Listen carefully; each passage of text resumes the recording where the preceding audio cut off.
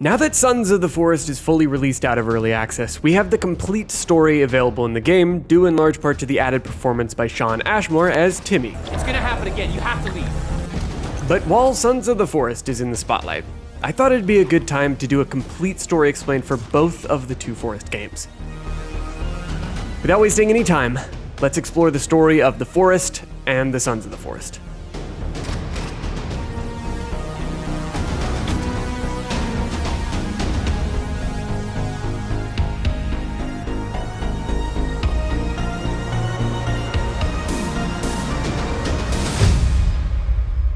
We begin our story of this Forest-based cinematic universe in the first game, The Forest, released into Steam's early access program all the way back around 2014. This classic horror survival game had some gnarly stuff from the start, but didn't possess much of a story until they added one later in development. And speaking of that story, let's dive right in. The Forest is set on a peninsula supposedly along the coast of the Pacific Northwest in Canada. As far back as we know the story goes is roughly around the 1800s, when Christian missionaries discovered the peninsula and eventually discovered a strange artifact found within it. This artifact was at the bottom of a giant sinkhole. Why was it there? No fucking clue. But these missionaries really liked it and they came to worship the thing. After screwing with it a lot, it basically killed them, I think. There are loads of skeletons that seemingly just had their flesh burned straight off in this cave. So they kind of just were doing this weird ceremony in a strange circle, and yeah, so that's cool, I guess. I'll be honest, it's rather difficult to fully understand what happened following their worship and seemingly subsequent annihilation, but it is a reasonable leap to assume that these missionaries eventually went on to become the cannibals that you fight on the peninsula. The Forest has a theme of child sacrifice, which is more important later on, but may have been spurred by these early missionaries. Considering their obsessive worshipping of the artifact, child sacrifice is not much of a stretch either, and what these sacrifices may have provided, well, we don't entirely know, other than likely being the cause of creating the many abominations, mutated creatures, and the like wandering the area. There were two obelisks, the Power Obelisk and the Resurrection Obelisk. The Power Obelisk is the one that burned all the Christians, and the Resurrection Obelisk is this thing that's able to basically fit a kid inside, not quite large enough for an adult. This is likely why the missionaries sacrificed children, because they would have been large enough to fit inside there. Fast forward to the 20th and 21st century, this is when things really start to get interesting. The peninsula started to garner a kind of reputation for missing tourists and children, as is shown on multiple scraps of paper and lore bits you can find across the game world. And eventually a company called Sahara Therapeutics decided to set up a huge base of operations on the peninsula. The two obelisks were of particular interest to Sahara Therapeutics, and the company subsequently set up a large base of operations to take hold of them and use them for, as evil corporations would, profit. The lead researcher on the project was a man named Matthew Cross, who had a wife named Jessica and a sick daughter named Megan. See, his daughter Megan had a disease that was seemingly incurable. Like many fathers would, Dr. Cross seemed to be pretty distraught by this and would do anything to solve the problem. And it just so happened to be the case that Sahara brought on Dr. Cross to look into the potential transmuting or rejuvenating effects of the Resurrection Obelisk for medical purposes.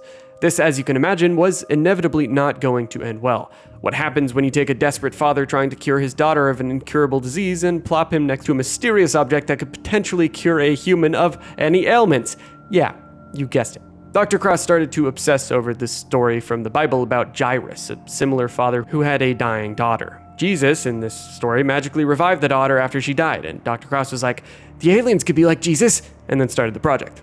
Dr. Cross's wife, Jessica, was not on board for what her husband was about to do, basically testing this alien tech on their daughter, and Jessica tried to get a restraining order, but ultimately Dr. Cross likely killed her or had someone else kill her, as we see in this autopsy report. He subsequently took Megan to the peninsula and enlisted her in the program, seemingly the Jairus program, which was designed by Sahara to enlist children that were likely terminally ill to be used in experiments to either cure them or have them used as sacrifices themselves. In the Jairus project slideshow, we see two experiments that already went wrong. Subject 37B5, known as Virginia, was a girl that ended up being transformed into a monstrosity, lacking a real face and growing multiple reproductive organs as well as more legs and arms. Subject 72C6, Armsy, also developed multiple limbs and facial distortions, but was highly aggressive. And that aggression eventually led to the creature breaking out of containment and killing multiple people, including Megan. With his daughter now dead, Dr. Cross likely went into a frenzy, desperately doing anything he could to save Megan. That power obelisk I mentioned earlier? Well, it had the power to take down a whole plane, presumably with some kind of EMP blast. So Dr. Cross decided his target and got ready to click the funny, convenient button to shoot the plane down. Now this is where you, the player, comes in. In the forest, you play through the game as Eric LeBlanc, sitting in a commercial airline with your son, Timmy. You're kind of an epic survival guide expert, which is convenient since that knowledge would go on to be quite useful. Your plane is abruptly shocked with roaring turbulence, and it begins a plummet towards the ground until you eventually impact.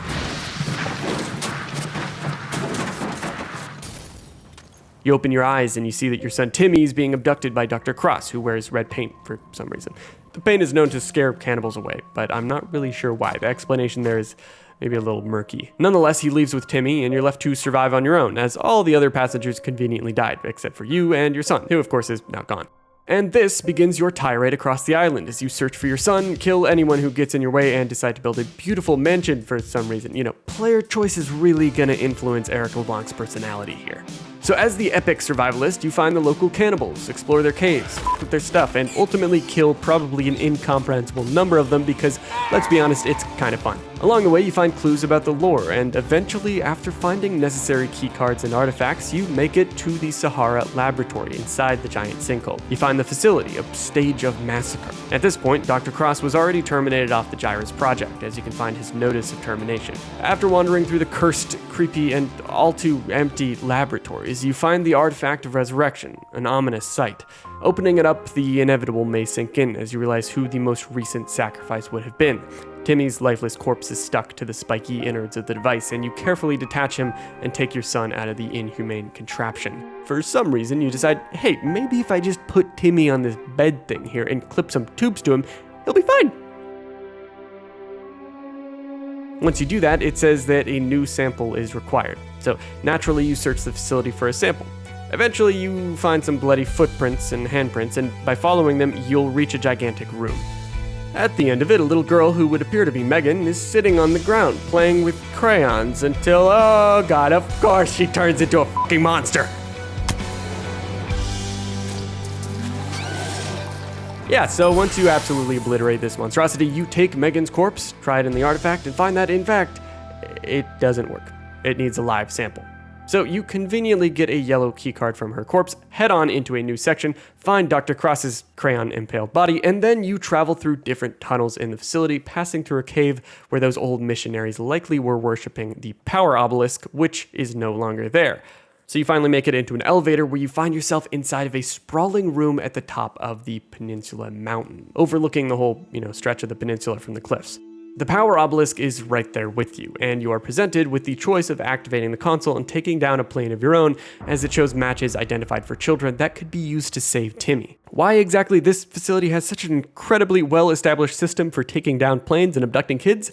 A kind of plot convenience. I mean, I get that they tested on a lot of kids, but how many fucking planes did they take down, dudes? I mean, shit, man, it's like literally a 3D render of a plane flying by, and it shows this incredibly clean UI for activating the power obelisk and taking the thing down. What UX designer did they have make this? How is it this clean looking? I don't understand! Anyway, so you can either decide to take the plane down, or I guess you just leave and live on the island, accepting that your son is dead. But obviously you'd rather crash a plane, right? So if you decide to basically kill a lot of people and hope that a kid survives, the game ends and you get a really poorly made cutscene where you and your son, two crowned survivors of an insane situation on that peninsula, are now on a talk show to talk about the hardships that you faced, with a roaring crowd watching. I got my ass. Where do you hold this thing? Oh, like this? Not to be a dick here, but this cutscene is horrendously made. The audio is mixed badly, the animation is pretty awful, and the music doesn't seem to sync up at the end. Is he okay? But it's not done there. You get a cutscene after that where you are seeing life through the perspective of Timmy LeBlanc himself, now as a grown adult, presumably with multiple PhDs in parallel universes, as he brushes his teeth and then shows you his extensive Charlie Day-inspired wall of clues, showing this Site 2, which hints at the second game, before his arm starts to mutate, confirming that something definitely is not right if that whole weird spasm he had as a kid on the talk show wasn't enough. But returning to Timmy's wall, what exactly is Site 2? This is where we get into the second game, Sons of the Forest, the sequel that moved away from the horror of the forest, opting in for a more action-oriented survival experience set many years after the first. So with that said, grab some popcorn because the next part of the story is a lot to take in. As much as the plot of the first game is rather straightforward, Sons of the Forest takes about a mile leap of a step forward. Strap in and buckle up to your helicopter, because we're about to experience some more turbulence, if you can call it that?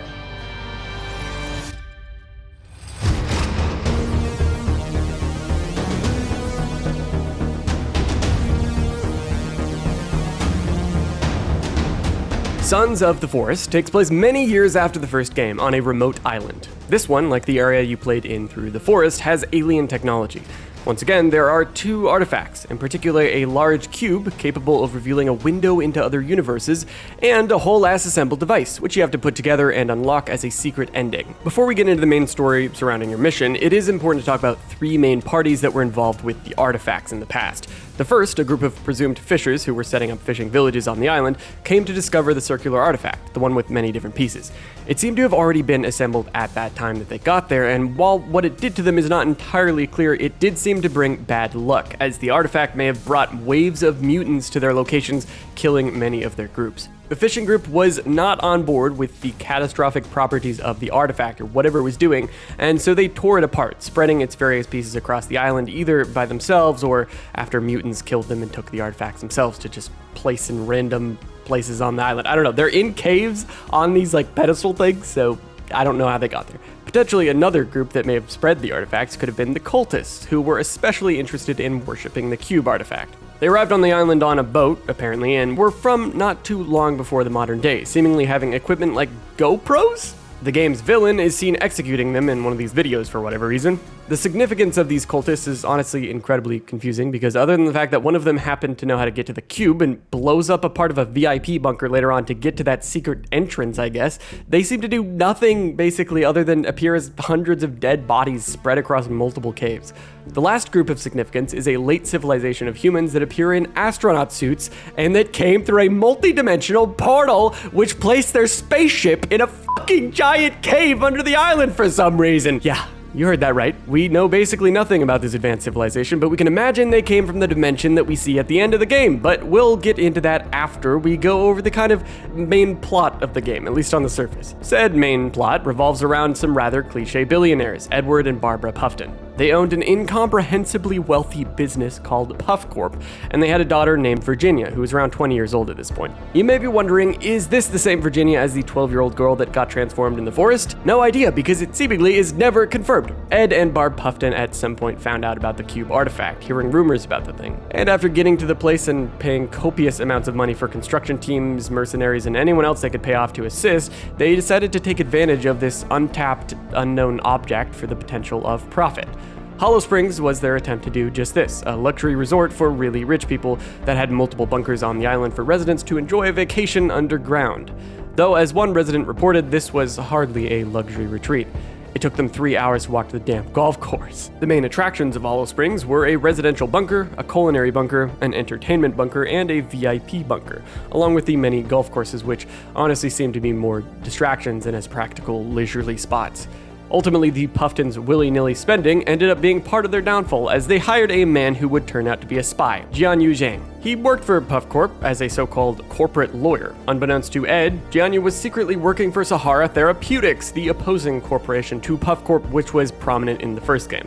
Why they're still up and running after the entire scandal that seemingly was never actually properly explained, no clue. But nonetheless, one day while the Puftons were having a dining event with the residents, something real bad happened. Out of nowhere, everyone was transformed into mutants, and this was most likely caused by the cube artifact acting up due to a lunar cycle they didn't know about that transformed everyone outside of the cube into mutants. Either this, or Jianyu deliberately tinkered with the device, but considering he apparently has never seen what it looks like on the inside, according to his later voiceover, I don't know how credible this is. When it comes to the lunar cycles, basically the cube was eventually known to activate every 8 lunar cycles, which is equivalent to 8 or 9 months, according to Google. Regardless, the now transformed mutants, from whatever happened with the cube, roamed the facilities and eventually made it outside of the bunkers, mixing into the population of already existing cannibals from the multiple previous generations, such as potentially transformed versions of those in the fishing villages, the cultists themselves, or fucking astronauts. Who knows? Nonetheless, this is where you come in, and Oh boy, you're gonna like this. In Sons of the Forest, you play as Jack Holt, a journalist with less personality than one of his many book covers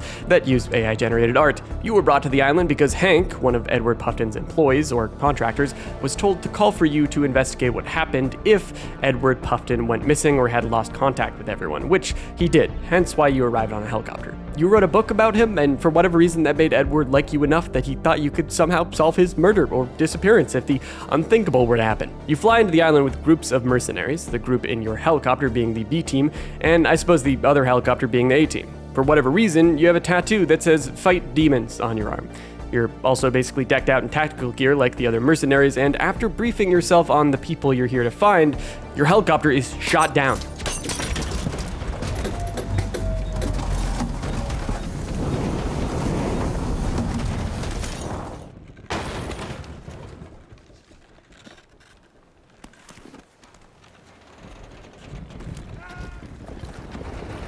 Jianyu finds you, but notices a press patch strapped to you, which is to indicate a journalist. Ripping it off, he decides to not f***ing kill you for some reason, despite working for a company that is trying to destroy Puff Corp, the very corporation that you are on this island to learn more about. And he just hits you with his gun and knocks you out. You then wake up next to one of the mercenaries, and he has severe brain damage and you can't hear anymore. Kelvin, get off the fucking ground. He's basically reverted to a man-child, and so you adopt this creature. His name is Kelvin, and he comes with you to chop trees and shit. We got some straight. Oh, there's Kelvin. Fucking Kelvin! Oh my god! Oh my god! You're Asian. Oh my god, you're Asian. Wait, you're black now. You're not Asian anymore. So if you choose to play with other people, you're joined by some, we'll call them hallucinations for now. Oh shit is the last thing you want to hear when driving next to the ocean. Kelvin, where are you going? He's the log and f***ing off. Everyone is dudes, just like most of the story, because women in this game are only delegated to being impregnated, like you'll see in the ending, or turned into mutants. Right, guys? Right? Virginia, who was not actually turned when everyone else was, because she's already kind of messed up and mutated, comes and hangs out with you sometimes, and if you're chill enough, she'll become your companion. In our playthrough, we didn't let that happen because we were too busy flailing off mountains in an indestructible golf cart to give a shit about that woman. Off Virginia. Go back to Virginia. This is gravity to fuck. Bro! What the fuck? How the No! So Jack Holt and his imaginary friends explore the caves and bunkers of the island, finding lots of dead people, lots of more alive people, and T-posing raccoons. All right, raccoon, assert dominance. Along your exploration of the island, you're able to find the missing B-team members from your crew, who have guns that are very useful, as it turns out. And you explore bunkers, finding loads of lore along the way, too. Bro, look at this CD just absolutely just jammed inside his workstation. What the f***? Wait, I'm in a cutscene, but you guys aren't for some reason? Wait, listen, hold on. I gotta hear Gianni. Looking good, Mr. Puffton. Wow.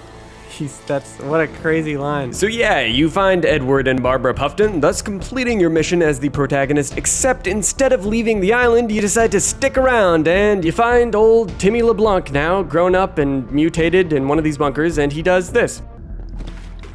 It's not safe here. You're running out of time. It's gonna happen again. You have to leave. It's not really explained where he came from, how he got on the island, any of that stuff, but he's there, and yeah, so you carry on, you find more bunkers, and then you get to another spot where you find Tim again.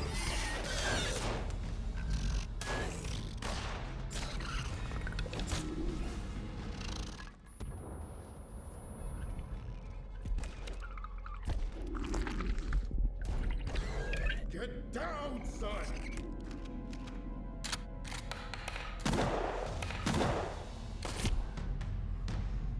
Little mutant Timmy, all grown up. You wake up and are totally fine, more or less, beyond being molested by the giant flesh thing.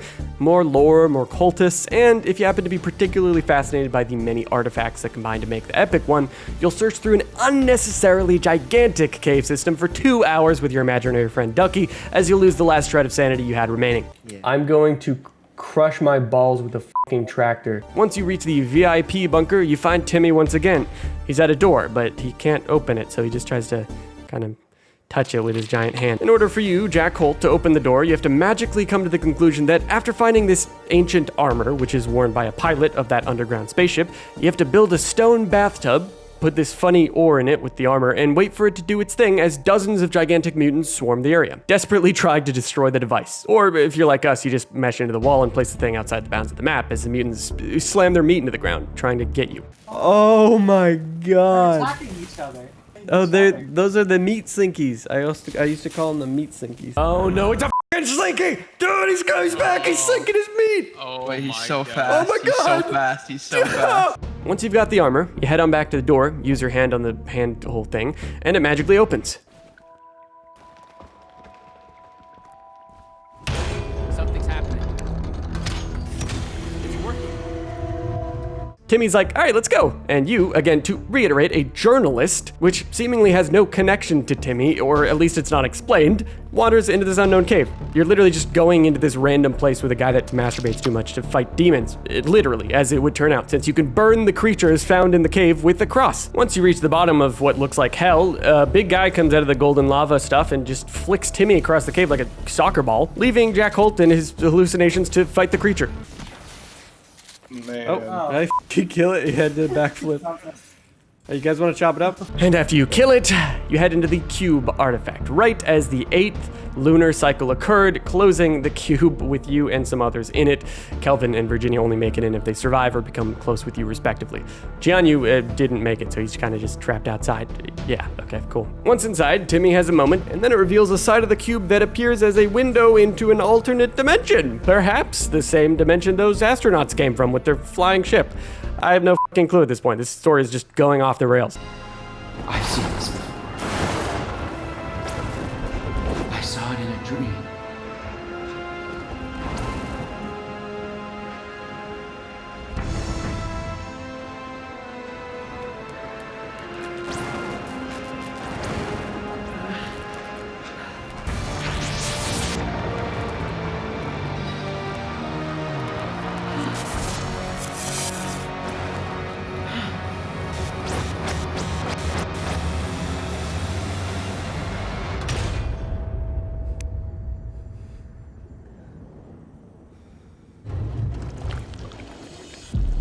This was supposed to fix me. It's making me worse.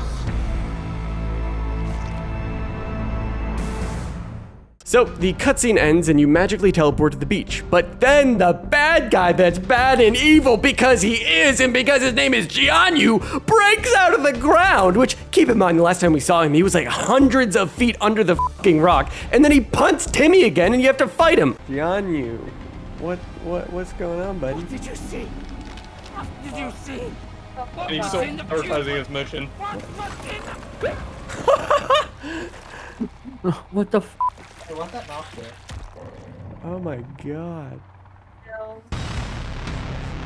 Alright, hey,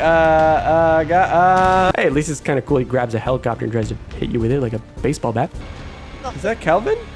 Kelvin, hey buddy. You see Jianyu over there? What did you do to my Oh, we killed him. Once you slaughtered the reality-defying beat man, 2 CIA helicopters fly in and Eric LeBlanc steps out, Timmy's dad, who Jianyu shot earlier. But oh wait, there's cannibals everywhere. Oh no! Timmy gives you a choice of going with him or staying on the island with your lovely artifacts. And here's where the game splits off into 3 endings with a potential extra 2 added on top. Either you stay behind and do have the completed artifact, or you stay behind and you don't. And if you go with them, either you get the cutscene everyone gets regardless, where you see Timmy in an office mad at a doctor who can't solve his illness, and the game ends, or you get that plus scenes with Kelvin and Virginia, depending on your relationship to them in the game.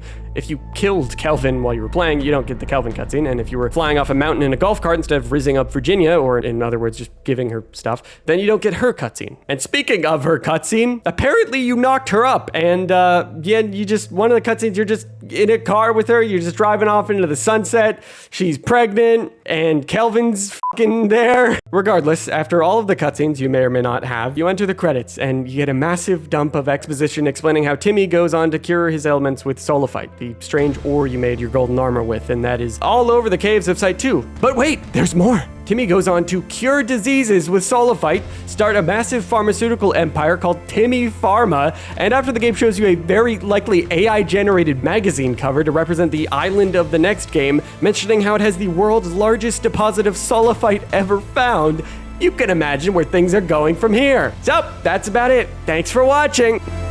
No, in all seriousness, it's hard to actually have a level of seriousness when talking about this game's story. While I'll be making a dedicated video talking about the poor writing, I'd like to briefly comment on this Forest IP as a whole, considering both the Forest and Sons of the Forest in retrospect, and how they massively contrast. In the first game, it's a rather simple idea. You lost your son, and you have to find him. Your survival in this harsh wilderness makes sense. You're Eric LeBlanc, a survival expert. When you find your son, the game presents you with the opportunity to do the same exact thing that brought you here in the first place to another father, another mother, or another family. Or you can choose the non-canon ending and leave Timmy in the facility to just live on the island in a kind of stoic resolution. It's a genuinely thoughtful game ending and has a story that I can get behind.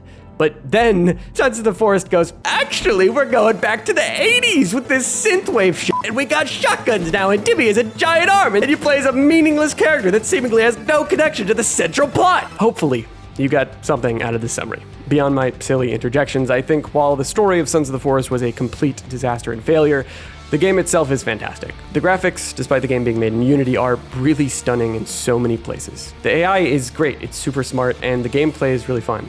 It's just a shame that they missed the mark so much with the story, an ironic fact considering how much work was put into the rest of the game.